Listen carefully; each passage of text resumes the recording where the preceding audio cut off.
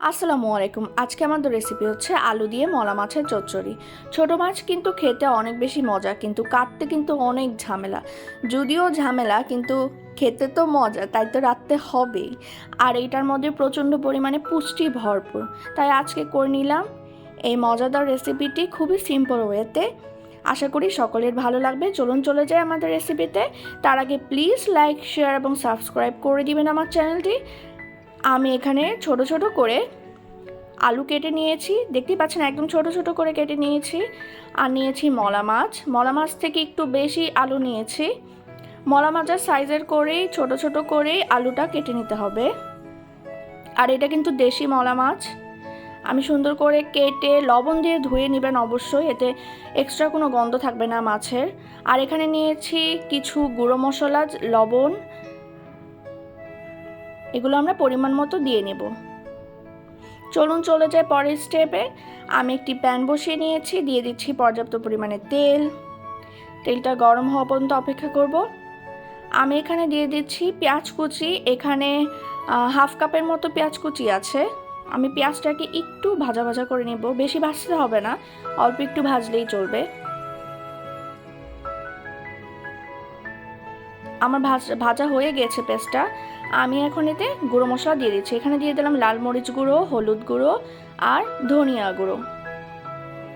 এখানে আমি একটু তেলটাকে মশলার সাথে এখন ভালোভাবে মিক্সড করে নিচ্ছি। আর এখানে সামান্য পরিমাণে পানি অ্যাড করে দিচ্ছি। এতে কি হবে, আমাদের মশলাটা পুড়ে যাবে না। আর আমি এখানে 2 চা চামচের মতো মরিচ গুঁড়ো অ্যাড করেছি। আর হলুদ গুঁড়ো 1.5 চা চামচ ছিল। আর ধনিয়া হাফ চা চামচ। আমি এখানে এখন মলাটা দিয়ে দিচ্ছি। আমি কিন্তু ভালোভাবে কষিয়ে নিয়েছিলাম মশলাটা, এতে গন্ধটা থাকবে না।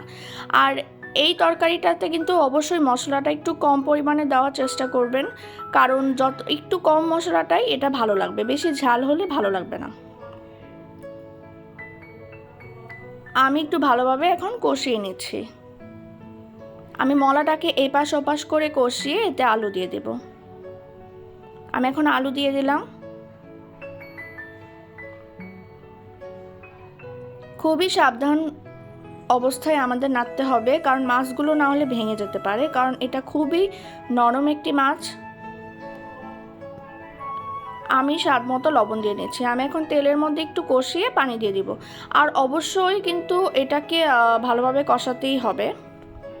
আর কেউ চাইলে মলা মাছটাকে হালকা ভেজে নিতে পারেন, তবে আমি ভেজে খাই না, তাই আমি ডাইরেক্ট ইউজ করছি। আমাদের কষানো হয়ে গিয়েছে। আমি এতে পর্যাপ্ত পরিমাণে পানি দিয়ে দিচ্ছি। বেশি পানি দিতে হবে না, কারণ আমাদের আলুটা সিদ্ধ হলেই হয়ে যাবে। মলা মাছ হতে খুব একটা টাইম নেয় না।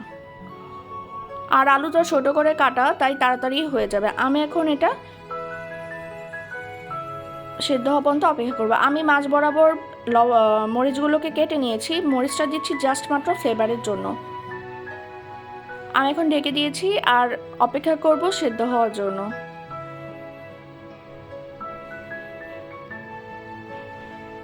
একটু পরপর নাড়াচাড়া দিয়ে আমি চেক করে নিব আলুটা সিদ্ধ হয়েছে কিনা।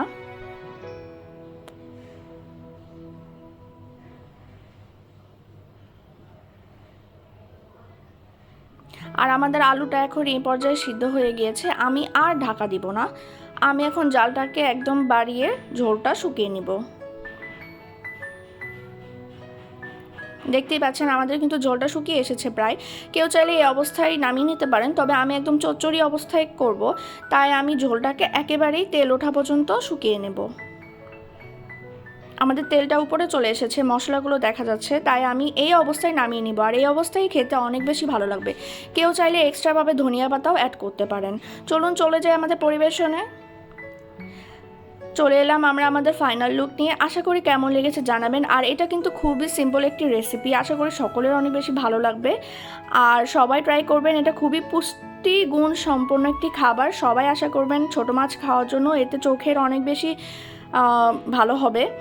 আর আশা করি ভালো লেগেছে, বাসায় ট্রাই করবেন। দেখা হবে পরবর্তী ভিডিওতে। আল্লাহ হাফেজ।